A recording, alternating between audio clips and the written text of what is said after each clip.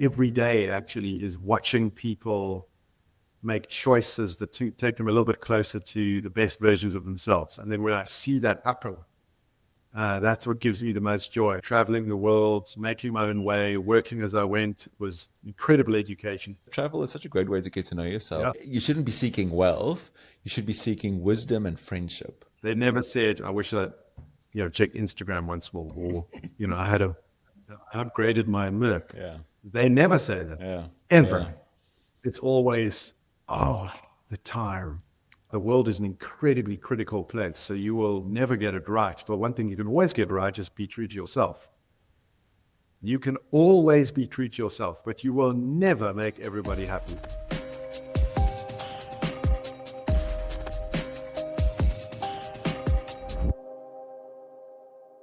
Hello, everyone. Thank you so much for listening today to the show. So my guest today is Dr. Marc Rogatschnig. And I met Marc a couple of years ago via a mutual friend. And we've been circling each other for quite a while, a couple of years. And I see that we work in sort of the same industry, coaching and teaching and trying to make the world a little bit better. Marc is a clinical psychologist, and he is also an executive coach specializing in teams and leadership. And he is one of those people that gets flown all around the world, North America, Europe, Middle East, Africa, to go and coach executive teams. He is an insightful and deep human being that thinks deeply about how we work with our identities, how we navigate life, the traps that we fall into. And our conversation now meandered through travels and work and raising kids and what it means to have a meaningful and fruitful midlife crisis or transition or passage, and all the different traps we fall into and the ways we try and identify and try and make up our own identity and find our little place in the world. I found this conversation extremely meaningful and really life-giving, and I'm sure that you will too. So join me in meeting and listening to Dr. Marc.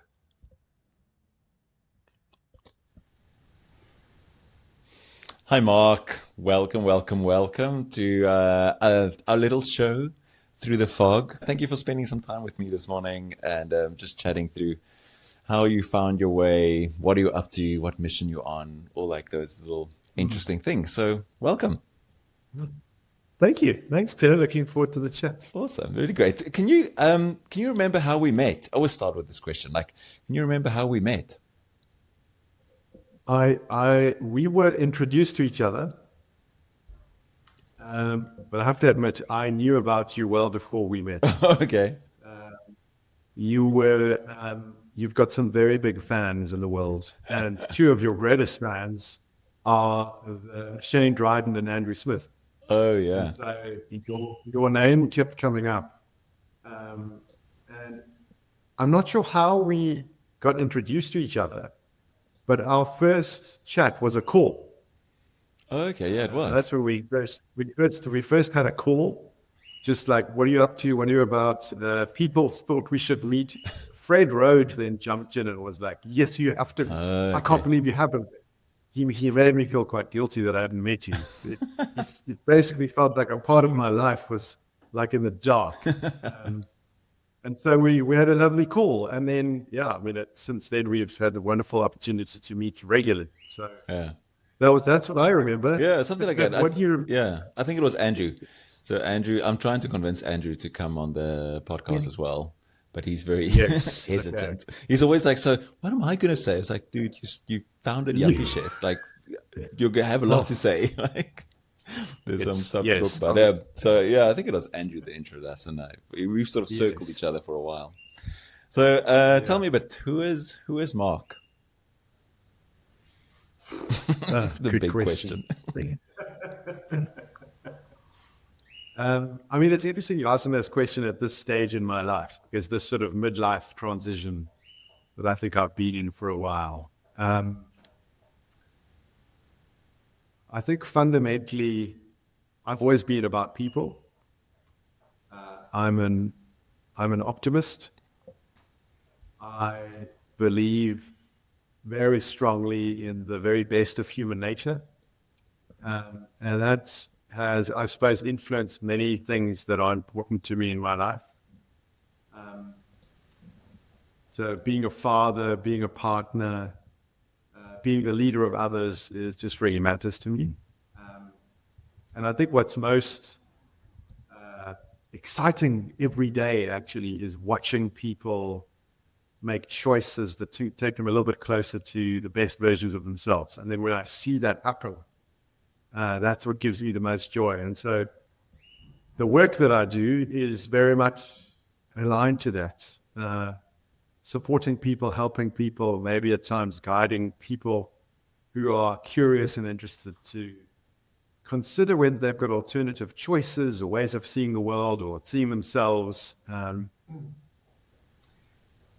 So I think that's a big part of who I am. I'm also quite restless. Oh, yeah. And which is interesting for some people think I'm often really calm, and I am, but I'm restless in my way of thinking, and I need activity to actually calm me down. So I love to be active. That doesn't mean I have to be like running marathons and doing physical sort of exercise every day, but I love to be doing something with my hands, to be building things, clearing things. I mean, it's pretty easy, simple stuff often, but I get quite restless physically, but I'm also restless intellectually. Oh, yeah. I feel like I don't, I just feel like regularly I get to a point when there is a storyline or a narrative or a view in the world that it feels too incomplete for me. And I don't have the complete answer to it, but it's like, that doesn't sound like it's right or it's not enough. So that's a big part of my restlessness. And then I have probably an underlying super idealist in me that is that just wants the world to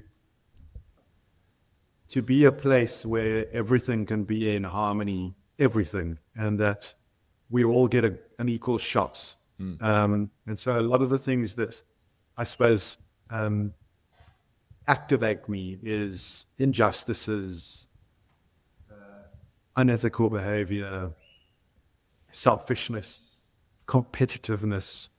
These things are there's sort of a bit of an activist energy in me. And that's also happened through my career. I've taken activist stances at certain stages in my career, some of which didn't work out very well, but I've quite enjoyed pushing the envelope a little bit. Yeah. And I suppose as a final point, I can't hold too much complexity. So I'm always looking for the universal truths in anything. And that's quite a cool journey, but it helps me to think of, well, what are some of the things that we just know are universal, such as, just to give you a simple example, we love to be connected to people. Yeah. Right? That's a universal thing. And when you get down to the universal truths, it makes my navigation of choices and the way I support people a lot easier, because there's so much coming at you, information, knowledge, data. For me to make sense of it all, I go to that. So, I love the ocean. I love travel extensively in my life. Favorite place in the world? Which one is it? There are many places for different reasons that could be on that list, depending on the criteria. But I have to say the most favorite place is actually where I was born, which is Namibia. Oh, yeah. And so that has a very specific reason why it's so close to my heart, partly because I was raised there, partly because it's one of the most sparsely populated countries in the world. There's something very unique about Namibia. But then if you're looking for more sort of cultural experiences and cities, I'd say Italy as a country, Istanbul as a city, there's so much variety. I'd say Malawi as the most fascinating, very underdeveloped, but almost quite pure place in the world. Ethiopia for its history. I mean, it's just everywhere. I can't say it. I can't say. Yeah, I love that. That's really, Anyway, that's really cool. So tell me a little bit about Namibia, about little Mark. What did little Mark want to be when he was growing up? Did he want to be a clinical psychologist? Yeah. He was like, that's what I want. People on the couch. No. No, I didn't actually, which you might not surprise anybody listening to this. But I can remember, and this is probably once we moved to South Africa, sort of I was 7, 8 years old. My parents are European, born and raised in Europe. And so I was sort of first generation born in Africa. And I think the first thing I wanted to become, which is maybe more strange than a psychologist, was absolutely determined I was going to become a politician. A politician. Oh, Yeah, that's that was my first calling. yeah. And it was, I grew up in a home that was very tuned into what was happening in the country and the struggle. And I went to a school that was, it was multiracial school from the day I started in school, which was unusual in South Africa. It was quite politicized. And I think the ethic, the injustice, that trigger pointed me. I was like, well, the only way to make things better for everyone must be to become a politician. So, I pursued that a little bit. I decided I'd run to be a member of the City of Cape Town Junior Council, and I got onto that. And then I realized, wow, if this is politics, then basically politics is just being in meetings all day. And I wasn't sure that was for me. But that's what was first. And then I don't know when it happened. At some point I realized, as I was watching all of these apartheid ministers from the National Party, I realized, they were partly all we could see at that time, right, in the 80s. And then I discovered that Nelson Mandela, what I'd already known as, was a lawyer by profession. And I looked and I realized so many of these politicians, even in the National Party, were lawyers. So then I thought, the next thing for me is I've got to become a lawyer. That's how you become a politician. Yeah. Because you've got to understand the law. That was my thing. And that drove me all the way through high school. I was going to become a lawyer. I want to take a short moment to tell you about The Quest. The Quest is a transformative experience of self-inquiry that I run along with my friend Simon in the mountains in Franschhoek. It basically consists of a retreat, at the center of which lies a solo, where you spend time alone in solitude on the mountain, out in the open, with only the basic necessities, whilst fasting. That means only drinking water. The entire process is designed to help you work through questions that you have. Questions like, what am I supposed to do next? Why am I here? Why am I making this decision? Why do I need to leave this behind? What do I need to leave behind? Or what do I have to pick up to move forward? It's a process that really digs deep into your motivations and helps you chart a way forward.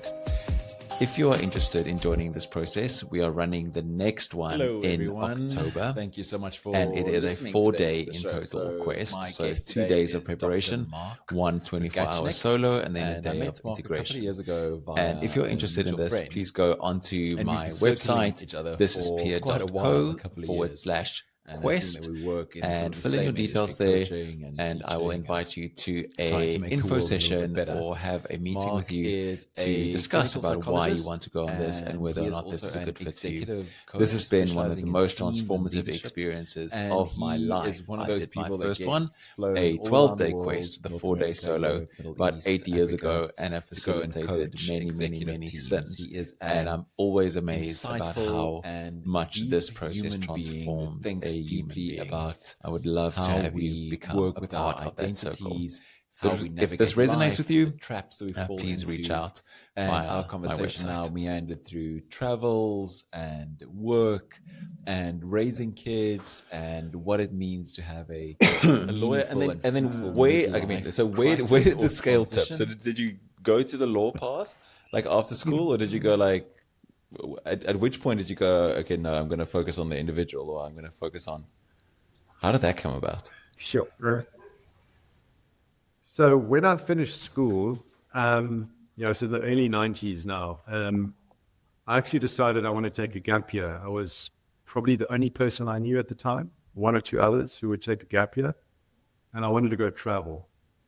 I had set my mind on law. I'd actually got into the law program. I had all the sort of marks that I needed to get in, and I went traveling.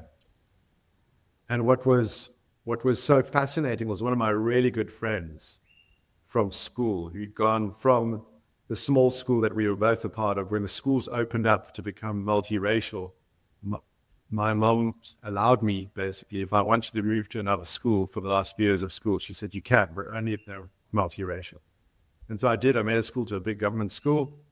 But this friend moved with me, and he didn't take a gap year. So he stayed and went to UCT and studied kind of a BCom business science degree, and with a portion of it law, being some kind of law. And I would write back, and we'd be in touch, and I heard him say it was just terrible and hated it.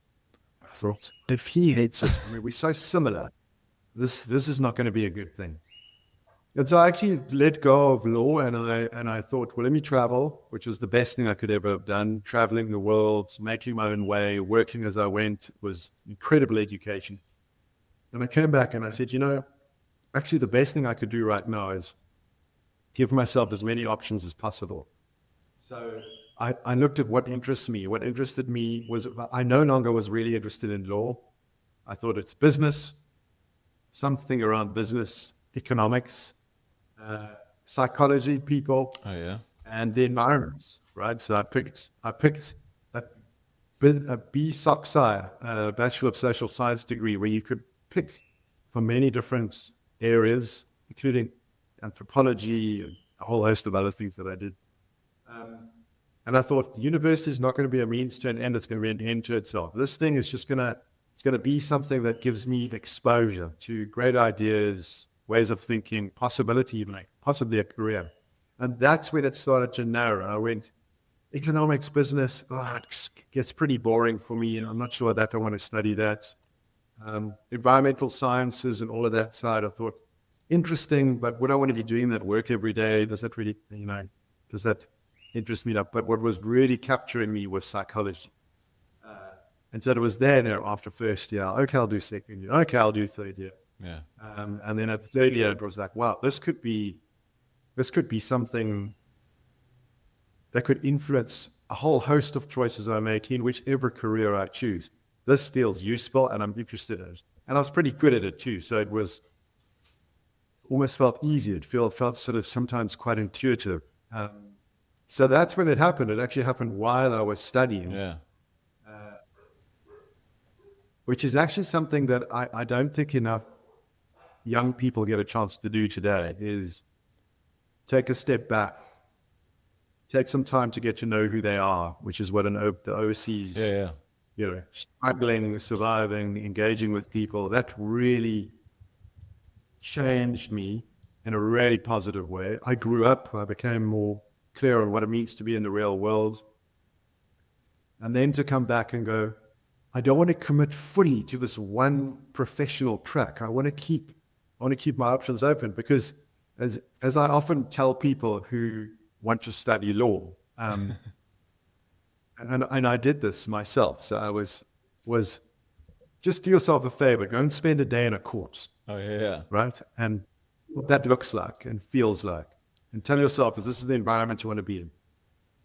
Number two, just two things. Go to court. Number two, go to the UCT or whatever university, go to their law library and pull out 3 books and start reading them. If you are interested in what you read, you should become a lawyer. Yeah. But if you start living off within like 3 lines, then think carefully, because this will be your life every single day. Read these books and that courthouse. Yeah. And a whole lot of kind of not much else in between, depending on which kind of strand of law you take. So the exposure to different courses and ways of thinking, it gave me a sense, this is what it could be like as a career, which I'd never known any of that. So that was really useful. No, that's really... University was...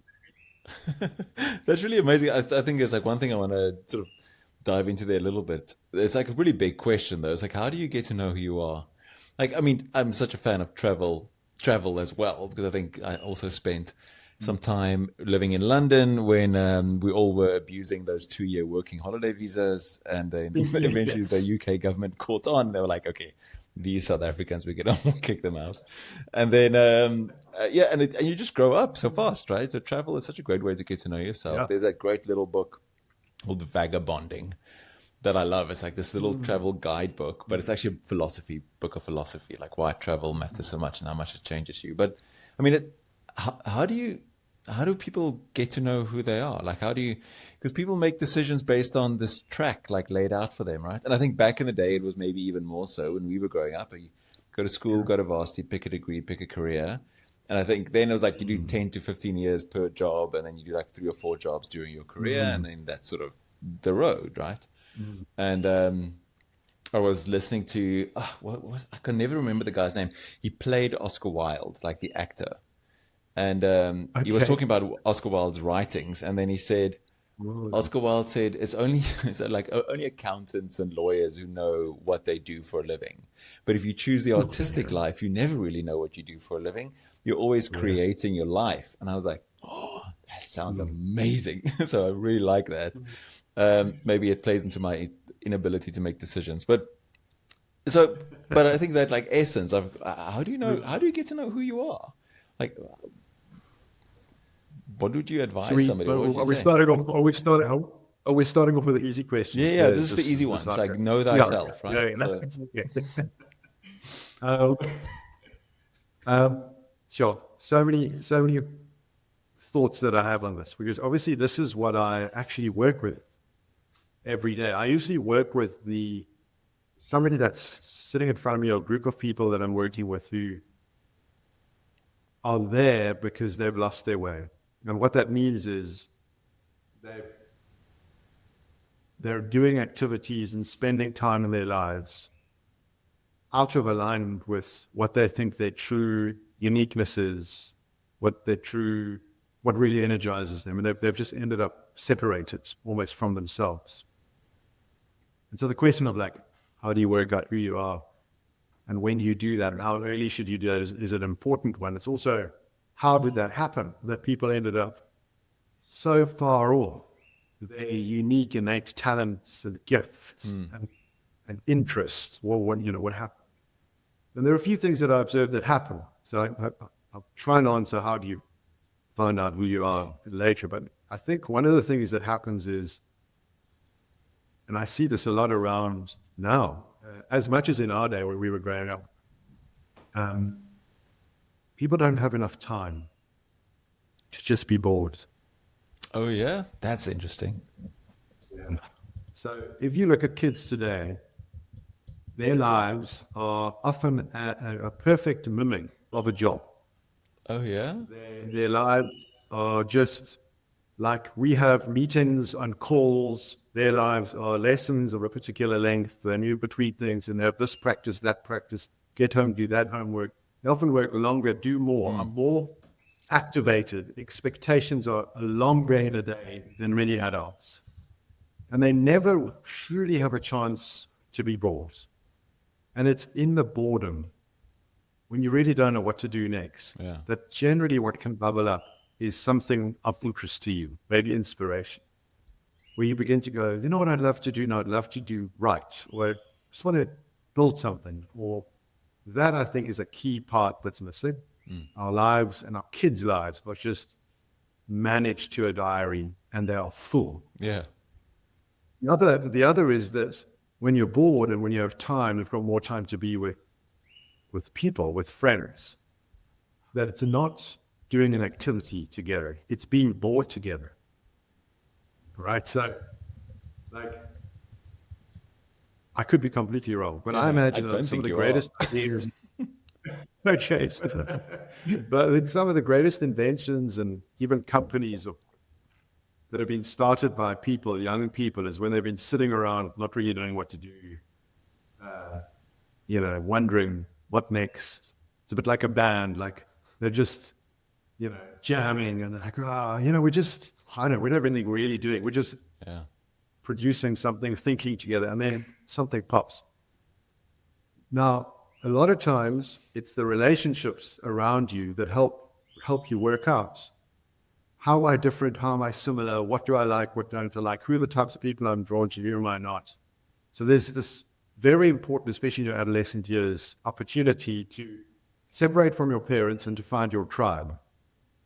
But my observation from a kind of perspective of one is the tribes that many young people get pushed into today are tribes that are related to the activities that they're doing, that they are predetermined by their parents or their schools. And that's often so narrow. I mean, think about the narrow number of topics of like subjects and the narrow number of like activities.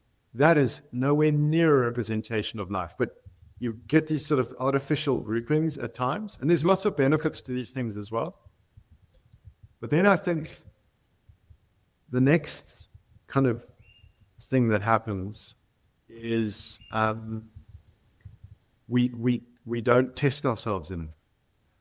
So there's a reason why in many old traditions, young boys, for example, so we talk about boys because we're men, they have to go on initiation, an experience that tests themselves to places that they didn't think they could get to.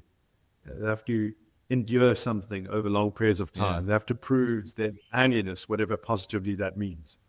And that doesn't happen that often in our cultures anymore. You don't see. And you have an opportunity. Oh, sorry. Sorry to interrupt you. Like you don't see kids with casts anymore. Remember, like, I think I saw it on social media the other day or somewhere, but like, and then I started looking. I was like, remember when we were growing up, there was always somebody with a cast. Like somebody always had a broken leg or a broken arm. You don't see that anymore, right? Unless it's the Sunday after your school's played rugby against one of the big rugby schools. Unless it's a sports, maybe a sports injury. But like, I mean, I broke my arm trying when I was 6 years old. Trying because I was also bored. So we had like kids TV from 4 to 5 p.m. There was like something on SABC, normally like Rabubi, like the Spider-Man that was in Zulu or Xhosa or something, and then you have to like do the simulcast on the little FM radio to kind of get the English version of it. And that was it. There wasn't anything else. And then I climbed up my cupboard. And I built a little fort in the top of it. And then I decided it's going to be really cool if I can try and jump all the way from there to my bed. I didn't make it. And broke my arm. And but it seems like kids don't do that anymore. So testing is massively important. Thanks. Sorry. Boredom. So you've got boredom, friends, test. I think the test is, of course, a real opportunity to understand a little bit more about them, what you're made of. And that doesn't really happen. Although if you think about it, we possibly had the chance to do that when we traveled. The umbilical cord's like really been like sniffed now. We have to survive in a different culture.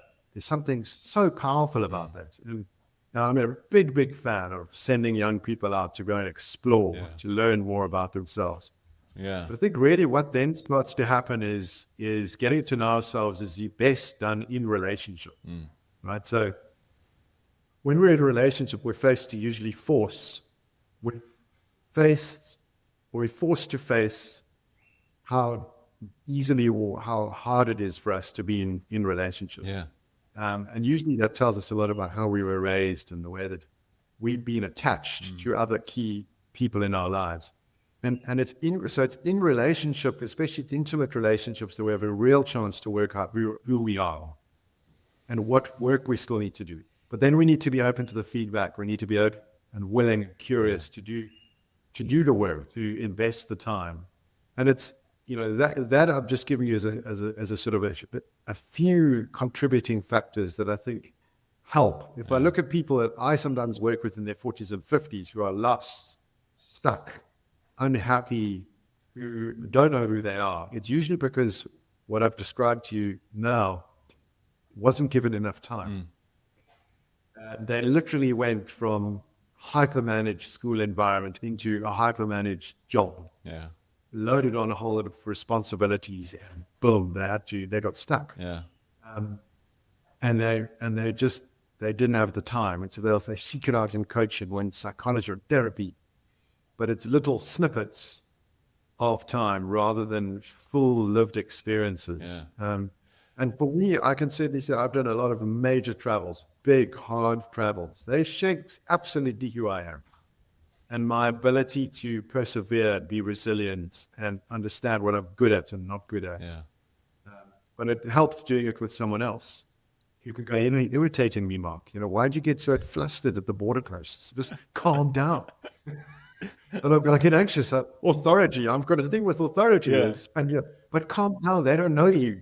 You don't want anxious. You're going to get kicked out.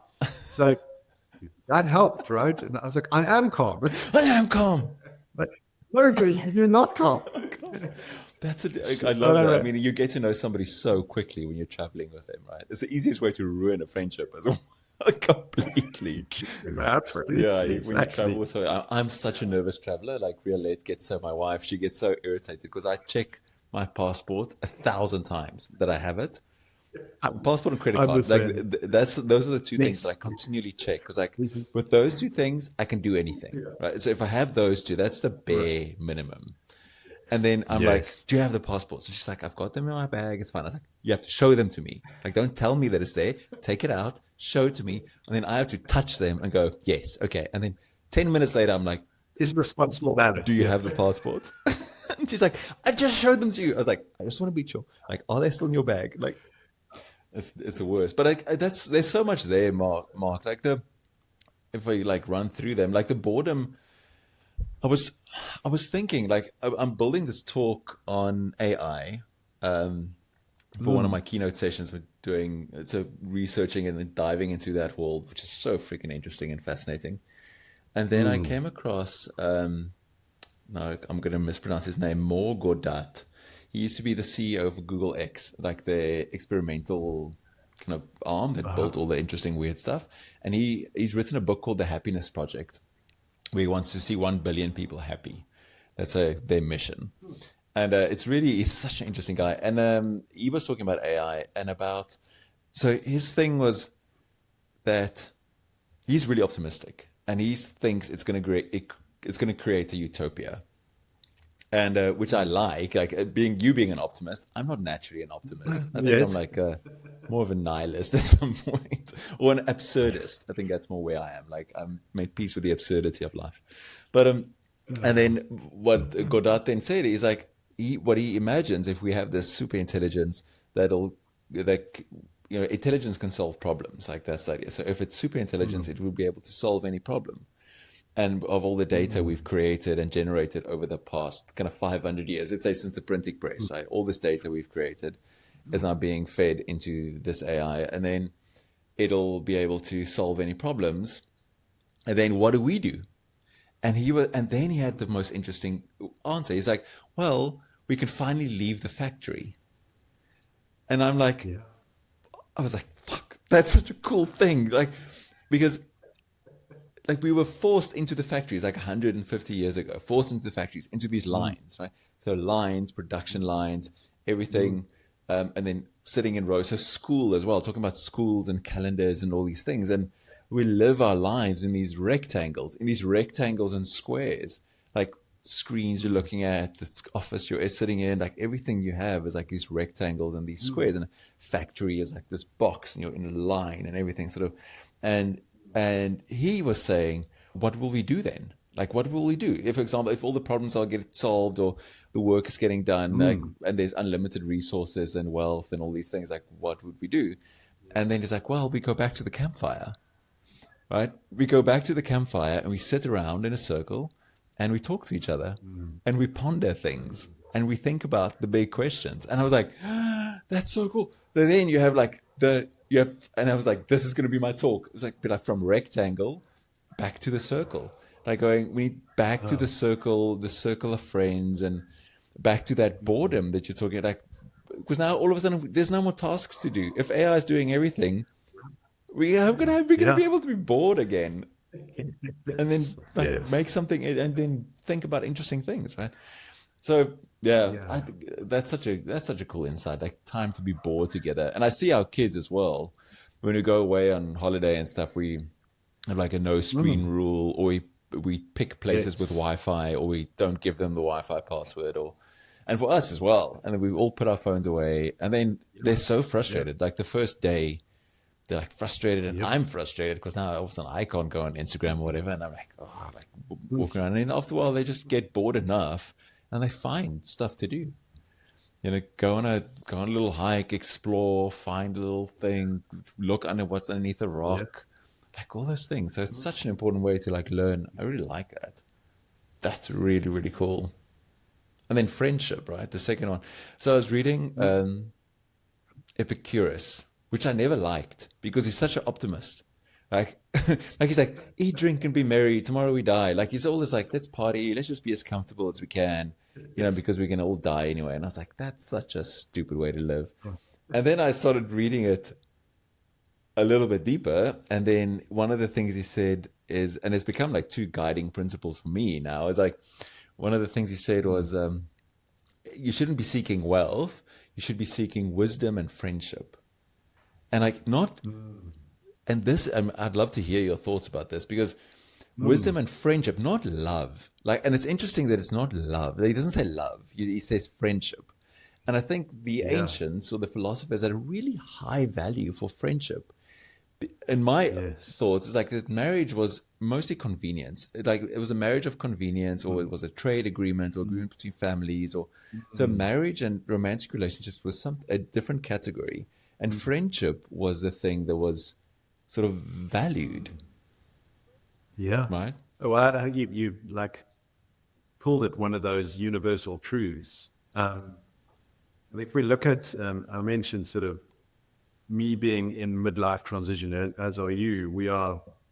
We're in this place where we've realized we are definitely not going to live forever. The time in many ways is very limited. And if it's not conscious, it's definitely subconscious. And that puts a whole lot of things up for debate. The midlife transition, you have an opportunity to bring it to a crisis by trying to be young again, by going back to the things that you knew, the way you lived your life, the things you're able to do with your body, which is you make a lot of choices that are actually about regression, but you think it's being very progressive and cool, and it's all about you now. It's actually quite an immature step, and many people do that, as we know. When you do the transition healthily, which a very small number of people actually do, by the way. So the majority of people get stuck in the midlife transition, and they actually become, you'll know people are not doing this well, and they become grumpy, cynical. They become overly attached to material things, to status, to money, to stuff, to the way they look. And they generally have fewer and fewer relationships. But those that evolve, or what in sort of adult development they call sort of transcend into the latter stages of adult development as a destination, the thing that we see is exactly what Epicurus was saying, and that is they become less attached to material things. They become far more curious and interested in what the world can teach them and what they can learn and share with people around them, those that are younger, that are curious and interested. They become elders and wise, but they also absolutely but double down on the important relationships in their lives. They make that the most important thing. And so you can, and it's wonderful to see it when you watch somebody do it. It's very inspiring, actually, because they have all the means, but they're no longer chasing it. Yeah. Now they're just being present and being. Yeah. And so in relationships, we learn how to be the best version of ourselves. We also learn how sometimes we are not great to be around. Maybe relationships don't work as a result. But the long trajectory of our development as adults is always going to be through the lens of relationships, it seems. And that if you've truly got to a place of wisdom, unattached from material possessions, not that you don't have possessions, but you're just unattached to hoarding them. What then becomes very important to you is the quality of the relationships around you. And that's if you look at research on people in like old age homes or facilities where they're, being cared for and they're about to pass, almost everybody will say, I just wish I'd spend more time with these people. Yeah. They never said, I wish I'd, check Instagram once more, or I watched the rugby again, or, I upgraded my milk. Yeah. They never say that. Yeah. Ever. Yeah. It's always, the time. I wish no, it's very, it's a universal truth. That is a universal truth. And me and one of my closest friends, Nick, we became friends about 3-4 years ago because I also started working for him, and then he retrenched me, but we remained friends. And then, and we talk about this often, we're both, I'm a little bit older than he is. And then we talk about this often, like this midlife passage, and to be aware of it. Like, are you just, and my question to him always is, and to each other, trying to keep each other accountable, is are you just doubling down? Like, that's sort of the language we're using. Like, are we just doubling down on the old plan? Like, I need to be famous. I need to make a lot of money. I need people to like me. I need, and so it's like that contract we make with creation or with the universe saying, if I do this, then I will be happy, or I will be this, or I'll be that. And then conditional. Yeah, it's conditional. And then realizing in midlife, oh shit, there's no contract. Like, I signed the contract, but nobody else signed it. Like, there's actually no agreement. There's no other party. Like, so, and then, but I mean, like, what do you do then? It's like, what is the, not the right way, but what is like a healthy way to approach midlife, to not do that, do not double down and go and buy the bigger car, upgrade the goal or downgrade the goal. I don't know, like, if it's an upgrade or a downgrade. If you get a younger one, is that an upgrade or a downgrade? And because then you have to explain all the references. They have no idea. They have no idea what the Goonies are. Like, how are you gonna? But so, what is a healthy way for people to navigate midlife? I mean, it's a great question. The question I ask myself still. So I don't have the answers to that. I think if you read in this area, probably the most useful way that I've what I've grabbed onto, let's put it that way. So it's not the entirety of what you could do, but your movement through these stages, through this transition in midlife, have all got to do with the way that you make sense of your world. So sense making in your world. So, but what helps to transition is to apply this sort of sense making interest. What's going on here? What's going on for me? What's actually happening to me?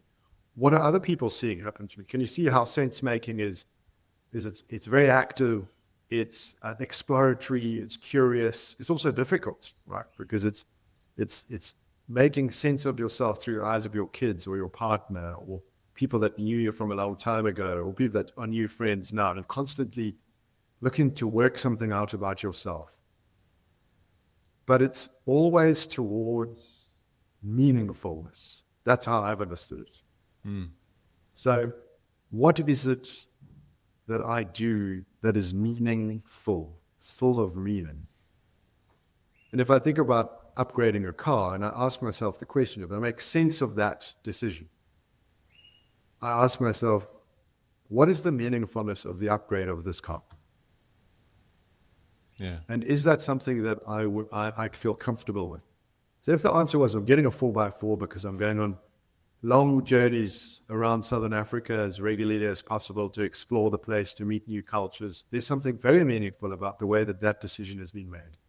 But if you can be honest with yourself and say, I'm just upgrading it because I feel a bit embarrassed or ashamed when I rock up at a meeting and people might judge me for the car that I've got that's old and dilapidated, which by the way mine is, that they will judge me. Now that's got more to do with your self-worth and your self-esteem, and you've outsourced your self-worth to others. You've got a lot of work still to do to mature.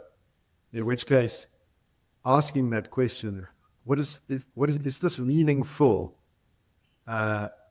Is useful for me to go, no, it's not meaningful, and I'm not going to choose to make this choice. And meaningful for me has now extended a little bit. If I want to look for like a tangible, like, how do I know it's meaningful? It must give me joy. And how do I know that it's giving me joy? I feel my energy just go up a little. Okay. Oh, that felt so good. Yeah. And so meaningfulness can be, it's meaningful to take the time and go and watch my kids do an activity and just, watch them blossom in whatever they're doing. Not in comparison to anyone else, just in comparison to themselves. Just gives me joy, and that feels meaningful. And then I compare that to other things, and I go, do I really need a new jacket? Yeah. That's really... it's the way I make it. No, that's fantastic. Like there's a, I'm trying to see if I can find it quickly on my computer because I want to try and remember exactly. Oh, here it is. I actually got it. The 3 things, like, and my friend Frida, who I eventually hopefully will try and convince to come on the podcast. Like she's we used to be our liturgist in our church, and she's a singer and just an absolute like artist, songwriter. And then she spoke about this a while ago. She's like 3 things that kill the soul: and secret keeping, and exhaustion, and image management. And it's so, because that's exactly what it is, right? You buy the car, and if you buy the car, if you want to buy the car because it's a pretty car and you like driving it fast, around Chapman Speak, then buy the car, right? I had once had a guy come up to me in church. He's like, no, Jesus told him to buy the BMW. I'm like, dude, if you want the BMW, then buy the BMW. Don't tell me like Jesus told you to do it. Like, don't blame Jesus for buying the BMW. Buy it. If you want it, you enjoy it. It gives you joy. And I think that's like, I love that, because if you're doing it for image management's tiring. Like, having to keep up this facade, having to think about, because it's almost like it's a conscious thing. Like, you can't just be in a space. You have to think about, what are people thinking about me? What am I portraying? And I find this in myself, and I think this is where I have like such a lot of work to do still. It's like when I'm speaking at an event, I'm always very conscious of what I'm wearing. What is it communicating? Am I communicating the right thing? Do I want to fit in, or do I want to stand out at this event? And sometimes maybe it's strategic, but sometimes it's just me doubling down and going back. I just really want these people to think that I'm clever, or to think that I'm not one of them. Like, I'm sort of above their rules and systems or whatever. Like, so it's becoming very, and it's tiring. Like, it's tiring to keep on managing your image instead of leaning into friendships. But it feels, I mean, it's like this biggest, I suppose that's just a lie, like the universal truth. Or the universal lie, maybe it's that. If I do this, then I'll get this. Like, and I mean, to go back to the beginning of our conversation, the way that this has happened is that as we've grown up, we've just outsourced too much of our self-worth and identity to the people that we trusted the most. And they didn't always have our best interest at heart, which is a hard thing to say. They themselves were in an image making. So how many people do I know who've sent their kids to certain schools, not because the kids want to go there, but because it sounds good. Yeah. It's so crass. It does. Sounds good that I can tell people I went there, and this is where we go on holiday, and this is.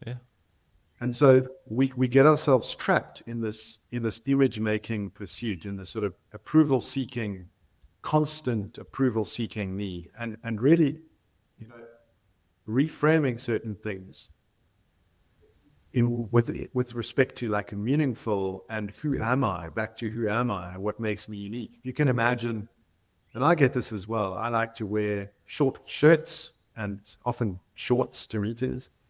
I never used to do this. I only started about 6-7 years ago. I don't wear corporate shirts, and I go into big clients where people actually expect me to dress very differently. And sometimes people ask me, "What? I'm amazed you dress like this." And that my standard response was, "This is uniquely me. Like, I'm not, this is how I dress. Jens, this is me." And actually, I'm not like you. I'm not trying to be like you.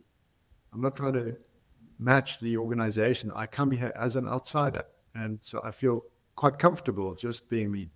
And that's been a journey to get to. And I know people judge me. But I realized they're judging me, and they're actually judging themselves. They're like, well, I could never. I mean, what does that say when you come dressed like that? I mean, if that's what it's about, if that image is everything that you will take from a conversation with me, for example, then and all the other things that happen are not as important. Well, that tells you where you're at in your journey. I can't change that, but I can just be true to myself. Yeah. And yeah, the world is an incredibly critical place, so you will never get it right. But one thing you can always get right is be true to yourself. That's 100% certain. You can always be true to yourself, but you will never make everybody happy. And that's the big trap everybody falls into is, I wonder if I could just try. And then it's that one person or that one comment where somebody says, I didn't really think that was a good idea or what you said there. And we go, but I'm just trying to make all of you happy. Don't you see that? And I wish you could just accept that. It's very sad. And I see people, this exhaustion, so the image making and the exhaustion are a combination. Of course, people are keeping lots of secrets. Yeah. They're keeping secrets about their own lives that have made them develop this deep need to be liked. And there are things there that they don't want to tell anybody because it's usually painful, and it's experiences that are pivot around abandonment, rejection, betrayal, hard experiences. And then, they try to create a sense of who they are so that everybody they come into contact with will go, oh, I'd love to spend time with you, which makes us feel like we belong. And we're in relationship. And it's that image that we keep adjusting like a chameleon. It's absolutely exhausting. And we've all been there. I've been there. That's what our 20s are for, by the way. Our 20s and our 30s, that's. But the difference is, can you get through those years and then go, okay, who am I really now? Who am I really? Now that I've tested out versions of myself. And that's unfortunately a choice many people don't know how to take or don't know how to explore. So they go to what the world has given as examples, and that is try and recapture your 20s. Yeah, it's such an interesting topic because one of the things I like to say when I do a talk is like, if you don't do the work to figure out who you are, there are plenty of brands and people out there begging to tell you who you are. That's brilliant. And then because they love to tell you that you're the Apple guy or the BMW capitalize guy. on that. Yeah, and they play it straight into it very consciously. Like, we'll give you that identity, and politicians as well. Just put on this red cap or this blue tie or whatever, and you're one of us. Like, we'll give you that identity. Yeah. And it's interesting, like loneliness. So in my loneliness research, there was a couple of studies actually done in the 90s, like back in the 90s. They were doing these studies in the Netherlands and in France. And they found that lonely people, especially men, are way more likely to vote for populist politicians than and extremist parties than people who are not lonely. And then which is like, it literally causes like society, like instability in society. Loneliness. It's really, it's really a pretty big problem. But I want to like dig into that. I mean, like identity, like that. If you're trying to figure out who you are by pleasing all these other people or trying to like build this image, because you're trying to seek the approval of somebody else, right? Like you actually, but now you can't get it from that person. So now you're trying to get it from X, like, or whatever. Yes. And then I was just reminded, I was watching this thing about Pink, the singer, and she said this one little line, and she's like, yes, I watched that too. Yeah, and she said this thing about parenting, and she's talking about her daughter, and she goes, you desperately desire love from your parents, but then you grow up and you realize they didn't even know how to love themselves. And then she said, obviously my daughter is never going to feel that. Like joking. But I mean, how do you then move? What do you do? Like, what do you do? You're trying to seek the approval of dad or mom. I suppose those are the big ones. Can't get it. Yeah. And now what do you do? Yeah. Sure. Again, nice and easy question. Thanks, Kurt. Well, I mean, the starting point is to work out where did this come from. You know, and it's like, it helps to work out that. So, I mean, I can speak just about my own journey. So my wounds are in relationship to my father. And I suppose you could call it abandonment, rejection, were the big themes. And now what starts to happen if you don't acknowledge that something significant changed your relationship with yourself and with other people through that event. If you don't acknowledge that, you just keep going on autopilot. And the autopilot is you seek older men to get approval from. Yeah. That's your first point of call, or older people, or people with authority, right? So we know enough about psychology. People just need to read a little bit, right? We know so much about how we operate, but people aren't willing to sometimes do the deeper work. So if you work out that that's the pattern, I can see in my 20s in particular, I made some very bad choices based on that. I knew it was there, but I hadn't made all of the links between a behavior when I was 6, 7, 11 years old to when I was in my late 20s. I didn't make the link. It was useful just to go, oh, so this is what I'm trying to do. And then to say to myself, I cannot change what happened. That thing that happened, it happened. It is who I am. It is a part of my identity. It's my story. And I need to decide my coping strategy to deal with that pain. Is it still working for me?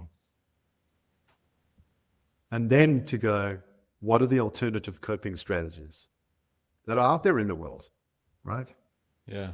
And so that is the journey, I think, is make a link to where it started, understand how it shows up. Sometimes when you're tired, under pressure, feeling a bit stressed, usually in those circumstances, and then make those sorts of very clear choices to say, I can't change what happened. This whole thing, I could wish it away as much as I like. I can even try to ignore it or bury it, but it always will find a way to present itself in my life.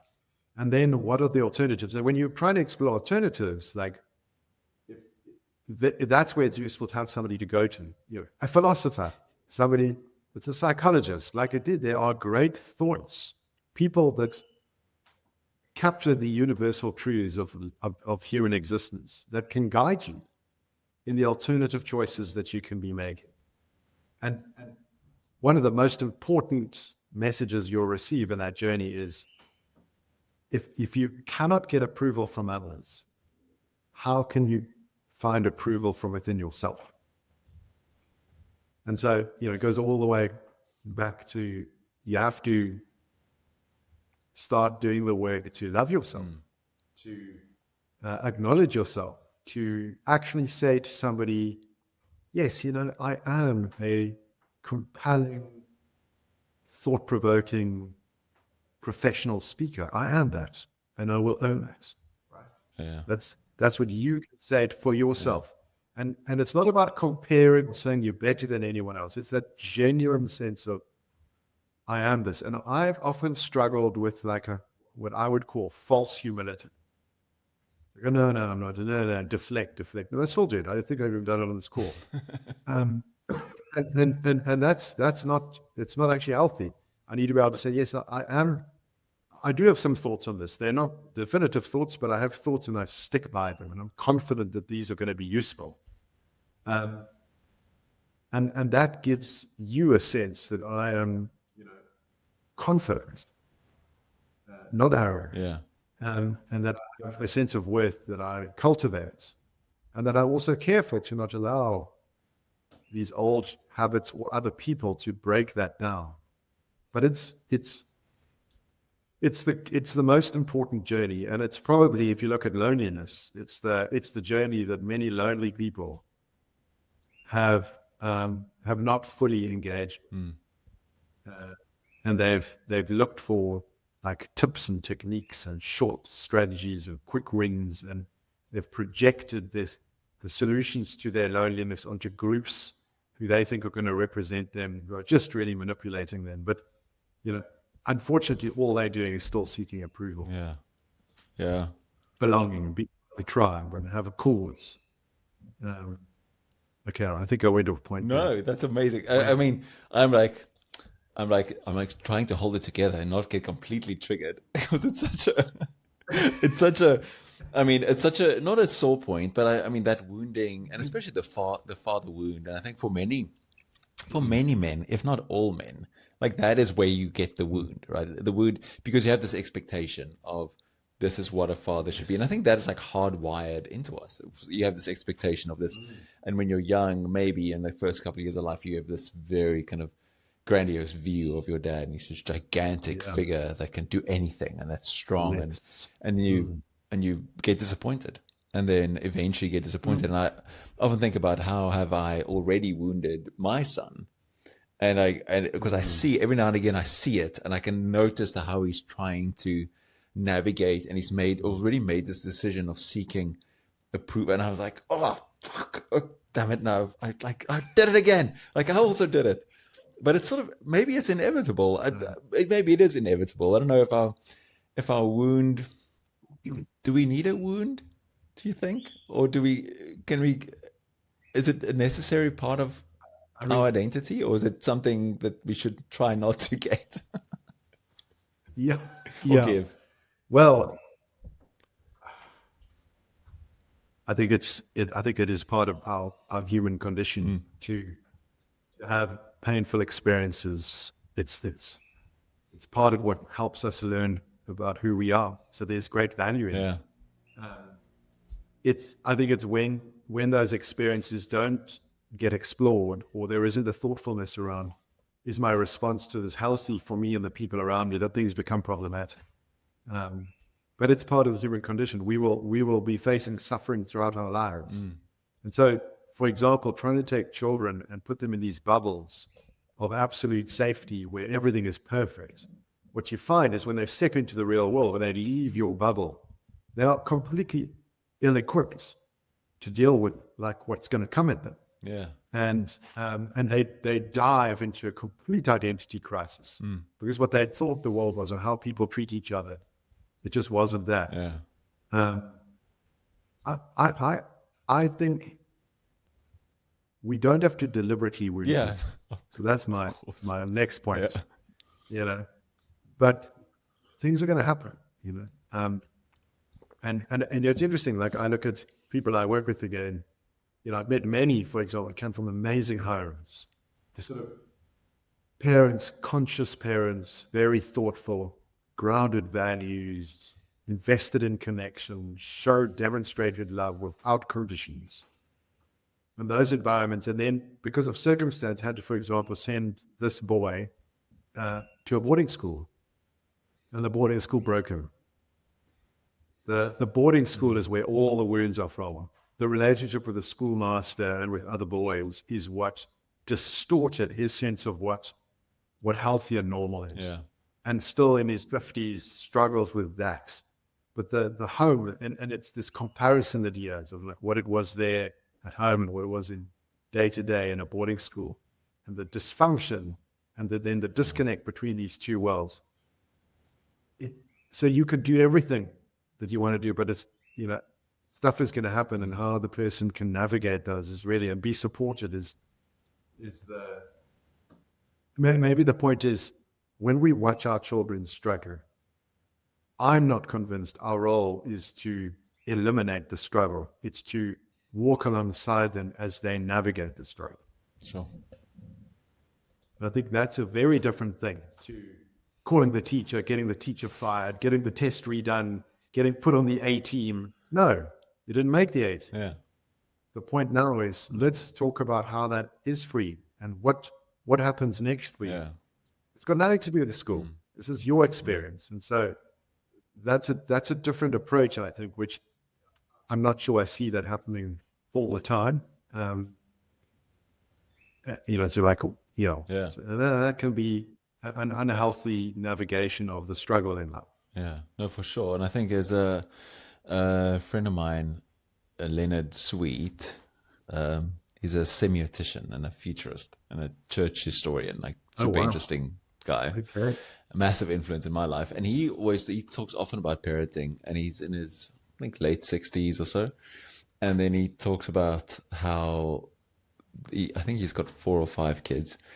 And then he talks about how you should not isolate your children, but insulate them.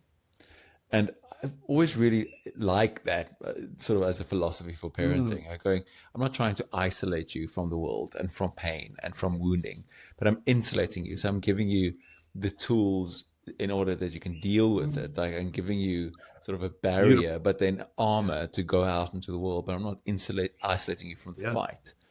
And I really like that, because like it is unavoidable that there's suffering at some point in your life, and whether it's due to your own decisions or external ideas. So we often I run these quests where we take people out and then we put them out in the mountain, and we're doing one later this year again in October. So I'll put a link somewhere if somebody wants to join. But and then what often comes up is we talk about your small self, like small Pierre, or like your childhood self, and the decisions that you made as a child that made sense at the moment. And so you decided, I'm going to be the perfect little girl or perfect little boy because that's going to keep my mom from not crying so much, or whatever, like the classic kind of example. And which was a good decision at that time for like a 5-year-old, right? That's not a bad decision. Like you made the decision you had to make with the information you had at hand. But then to unwind those decisions and going, well, that's the thing. Like, how is it working for you? How is it actually playing out in your life? Like, is this working for you? And that's for me. I often also, when I do talks, I put up this slide of Dr. Phil with this big speech bubble that says, how is that working for you? Because if you really stop and think for just a second, you're going, actually, you know what? That is not working for me. Like, it's causing me so much pain to try and live in this way, or to try and honor that decision that I made, or to try and fix this wound in this way, to try and heal the wound in this way. And it's fascinating. And suffering is it's an interesting conversation, because it's one of the things that AI cannot do. Like, it cannot suffer. And Nick Cave wrote, I think it was last year or the year before, this beautiful letter when somebody showed him a Nick Cave song by an AI, and he was like, it's like an absolute atrocity, and then an affront to humankind. And he was like, AI cannot suffer, and suffering is where, and then reflecting on our suffering, I think, is the one thing that AI cannot do, and probably won't ever be able to do.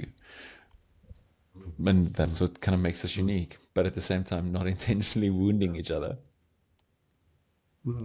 Yeah, interesting.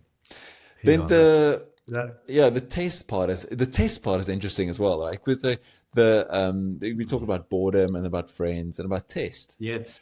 And like our world just lacks tastes, like initiations. We don't have, as Westerners, we've sort of lost all of our initiations mostly. And I think that's with a role that quest often plays. When people often come in midlife, and they come in midlife and they like, I have no idea what I'm doing. This doubling down isn't working. And they're aware enough to realize they need this initiation. And it's sort of like a fake wound, and like in a weird way, because I was just thinking as you were talking now, because the initiation really it creates a wound. And sometimes in some cultures, intentional wounding, like doing circumcision or like all these, like there's an intentional wounding, a pain, physical pain that you have to experience in order to be initiated into manhood or womanhood, or a test of bravery. And we lack that. I don't know. Do you have any thoughts, or how would you do you navigate with your kids, that sort of thing, or with kids in general? We try to, and it's kind of a work in progress. I think the way I understand initiations into adulthood are in two ways, and this is just my understanding. I'm not sure if it's the reason, but from a psychological perspective, and it's specific modalities that think like this, not all of them. For a young man, the role of initiation is to separate from the mother. Yeah. Yeah. And for a young woman, the initiation is to understand what it means to be a mother. Yes, that's exactly right. I always thought that. I'm so glad you say. I'm so glad I'm not alone. Because I always like a man comes from women, so he doesn't understand what it means to be a man. So he needs to become a man and separate, and then a woman comes from a woman, so they need to embody it. I'm so glad you said that because I 100% agree. Yeah, so that's the journey is very different. Yeah. And sort of the journey for the young woman is not about separating, it's about understanding, it's about entering into womanhood with other women. It's about the passing down of story, of history, of the way we do things, of what mothering looks like, or being a woman looks like. I think in these contexts now, it's not just about becoming an actual mother. What does it mean to be a woman in the world? And there's a journey there that is not about separating. It's about getting closer to you in a different way. But for boys, the big sort of challenge is kind of falling too in love with mother, not then leaving space to fall in love with another woman. So the separation has got to be very real. And women often feel that the boy almost rejects mom, and it's normal, needs to happen. But the role dad plays at that point is really important, because what the boy really wants to do is almost fight dad. Yeah, I see that every day. Be better than dad. Yeah, right. Now, if you're seeing that, it means that it's healthy. Your reaction to that is going to determine how well he transitions in his sort of initiation to adulthood. And the useful thing to do is to try and build activities to it. So, for example, what we've done in our family is when the kids turn 13, they start on a journey, a 3-year journey of which ends up in some kind of an experience. So my son will have that next year, and we're busy now in the final stages of what is that experience. And my daughter had hers last year. But it's a journey that my daughter did with her mom and I'm doing with my son. And they're sort of building blocks to it. And they're very different, right? My son wants to go and properly test himself in some of the biggest surf around. He wants to, and I have to go along. And what's going to happen is he's going to do way better than I will be able to do. Yeah. And that's going to be so good. But he also needs to take ownership and responsibility for what we do and how we get there and what it's going to cost us and how much he's going to contribute.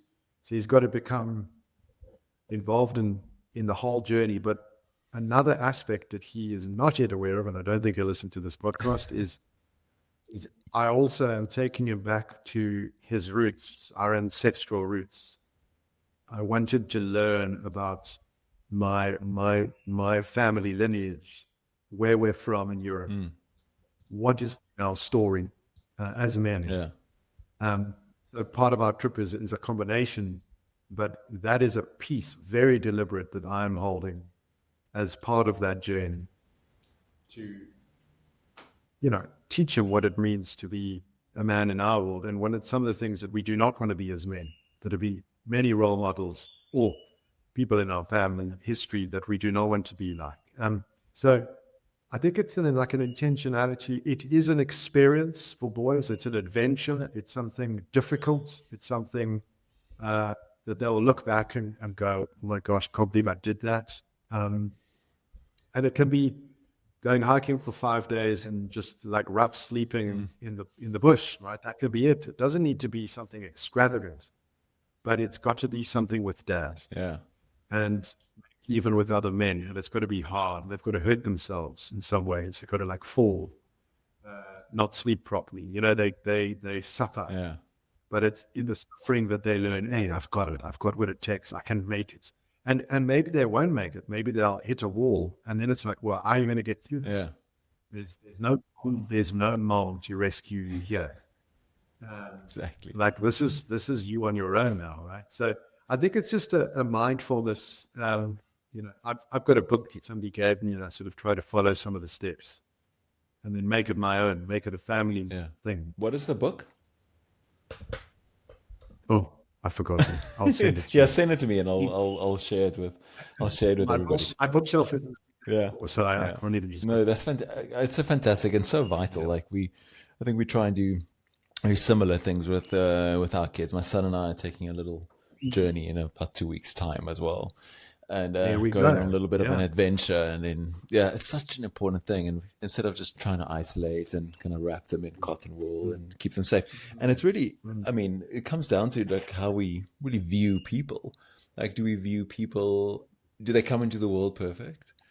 And then our role is to just not break them, because I often find, like, see that in parenting, like that's the way people parent. They're like, the kid is perfect, your role is just not to break them, like not to tarnish them. I'm Yeah. like, I've met kids like that. Like, those are not kind of the people you want to be friends with. Like, they are self-centered, and everything's done according to their will, and like all that kind of things. Like, there's a shaping that needs to happen, which involves challenges and grit and suffering, right? And not, Yeah. it's saying that there are some behaviors and some ways of being that are not okay, like, and you need to learn that within the family, right?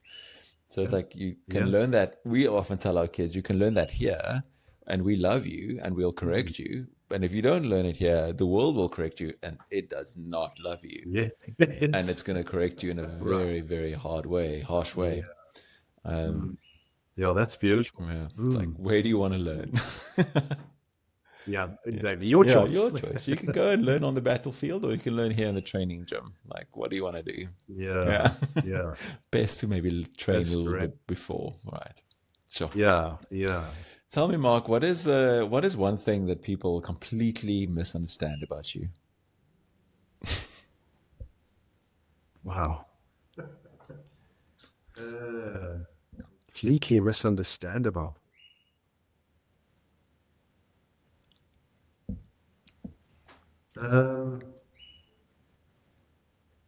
I think sometimes the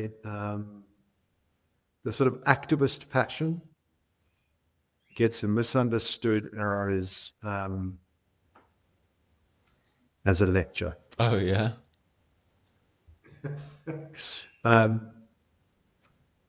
I think I can get really passionate about something and express myself quite well in that view, and I think what people sometimes think is that I'm not open to learning more about that. That I've made up my mind.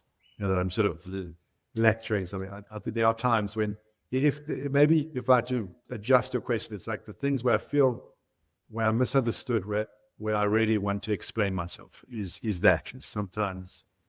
And I've got to learn to, and I'm trying to learn to use language differently, so it doesn't come across so absolute. Yeah. This is it, which is certainly not what I believe ever. But I've been receiving feedback that is sometimes what it comes across as. Not sometimes, often. Yeah. And so I'm like, okay.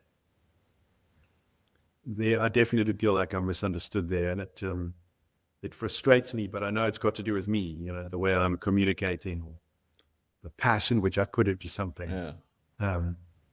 Yeah. I can imagine that. That's really fascinating and interesting. What would you say? I mean, that's an interesting one. Like, something it's really hard, but it's really hard to get that feedback, but it's also really good. Are there? We were talking about joy earlier as well, and I was just thinking, like, sometimes. What sort of decisions or pathways were you like, this is really difficult, but it's really good? Is joy always the marker? Like, that it has to bring you joy if you're making a decision, or are there other kind of ways where you go, like, this was the right decision? Is joy if I have joy, then it's like a check, or is there other things that you say? No, I think there are probably other things. I think I have a sense of where the joy might come, but there is sometimes a journey to get there. I think what I have to feel is progress, progression, evolution, movement. I've got to see something that's moving towards somewhere, even though it can be really hard. I'll never forget this. I remember when I was working in a hospital in rural Mpumalanga in the psychiatric unit there. And it was basically like 100% human rights abuse location. Things that were happening there were, that changed me seeing all of this. And I realized that I couldn't just sit by and not do anything. It was deeply distressing. Now, if I was just seeking joy, I might have gone, I got to get away from this because this is like, it's eating at my joy. It's making me angry and depressed and powerless. People who often illiterate, just dying in cages because of the cruelty in that environment from medical specialists. And I realized, ultimately what would give me the biggest joy is to expose this and change it. Yeah. And then I went on a journey, and it was hard. And in fact, I had to leave Mpumalanga Health Services because I was threatened numerous times, and it was no longer safe. But I look back and I go, it was quite traumatic what happened and how we had to do that. But I'm very proud, and yes, there is a joyfulness that I know that from that point onwards, all of those facilities were closed. So it's not just a moment of joy, but it is a navigation to maybe, joy has got many other things beneath it, but what do I feel proud of? What do I feel is meaningful? Yeah. So meaningful must be the underlying. What is meaningful joy? Yeah.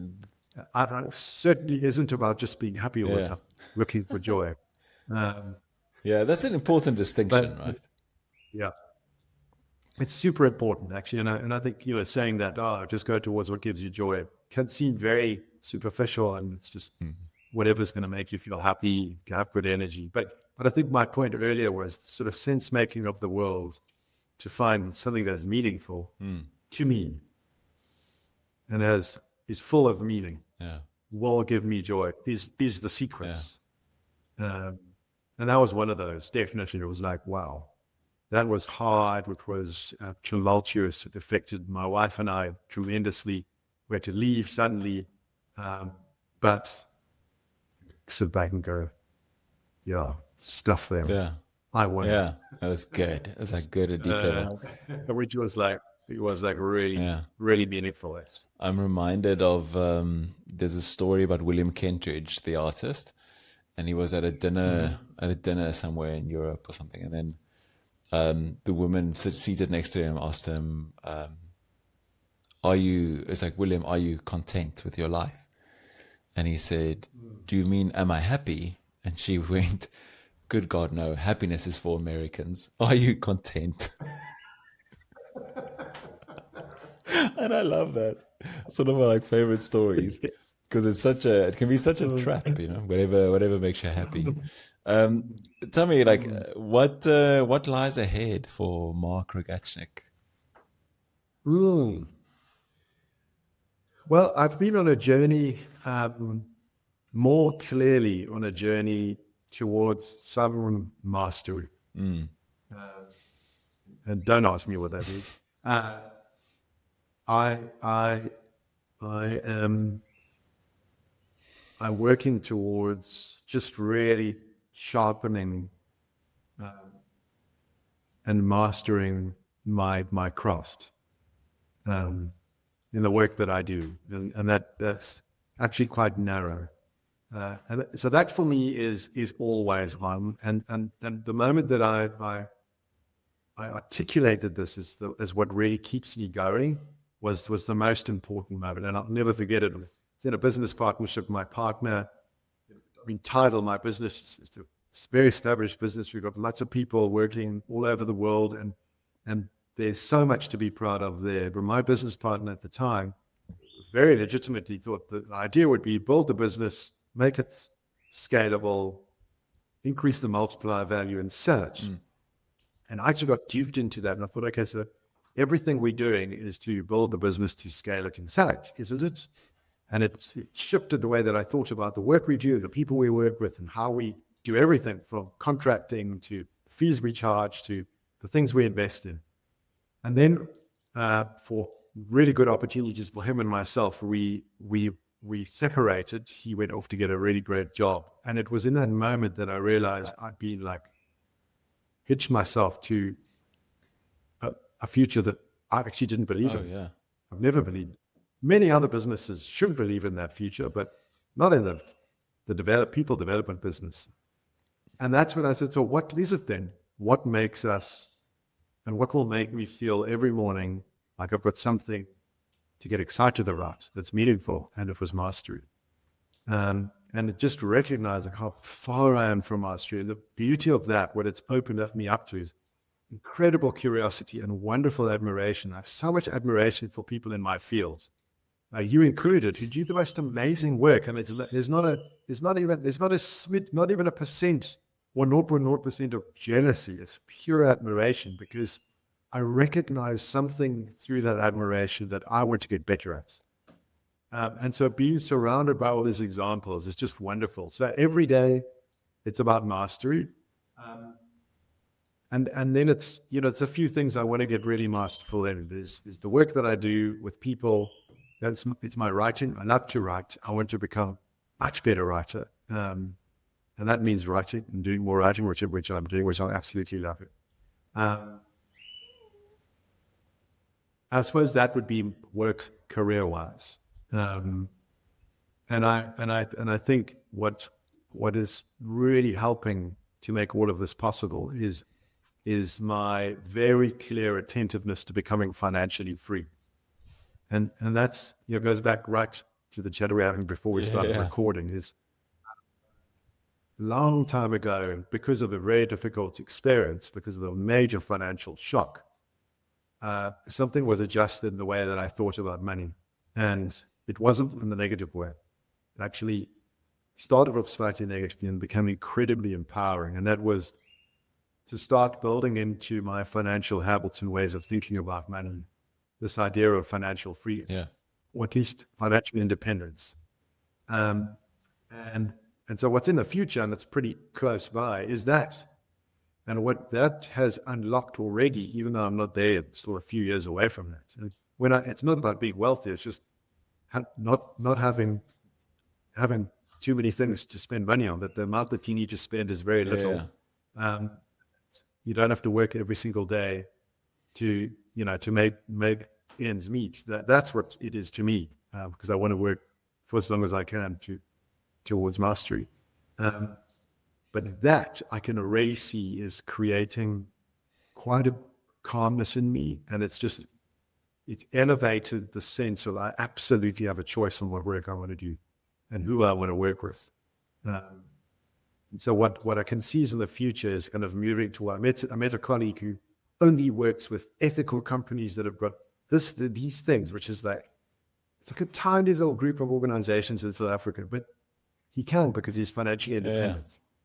And I see the meaningfulness in his eyes and in his energy and in his work. And I think that's what's coming from him, which is a wonderful goal. So I think that's it, Great work, great books, some freedom, and then we'll see. Some freedom. Yeah, that freedom sounds amazing. I think that's that's the goal. Like our conversation earlier was also about, it's like you can go meditate on a mountain and release yourself of all desires for money and possessions, or you can just make the money. Just make the money and set yourself up in a way that you're free. It's a little bit easier. Exactly. Right. So just a couple of last little popcorn questions to finish us off with. One line advice to kids. What do you always tell your kids? If they were one day to say, Dad always said.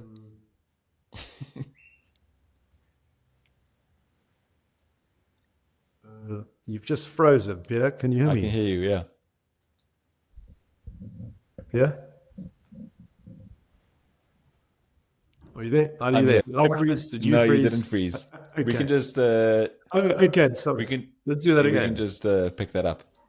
There's okay, so what advice do you always give to your kids if they were to one day say, Dad always used to say this and this and this?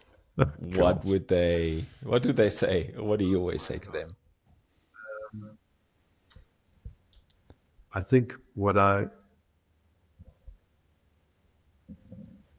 gosh, that is such a good question. You just think of one thing that they ad nauseum go, oh my gosh, Dad. It's probably the world isn't making you feel how you feel.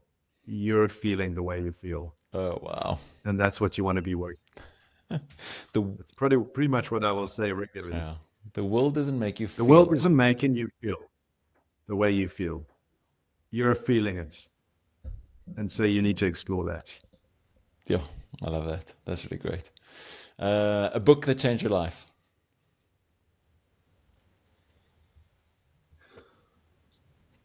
Changed my life. Wow. Actually, probably a book that made a really big, significant impact on my life. It's a strange book.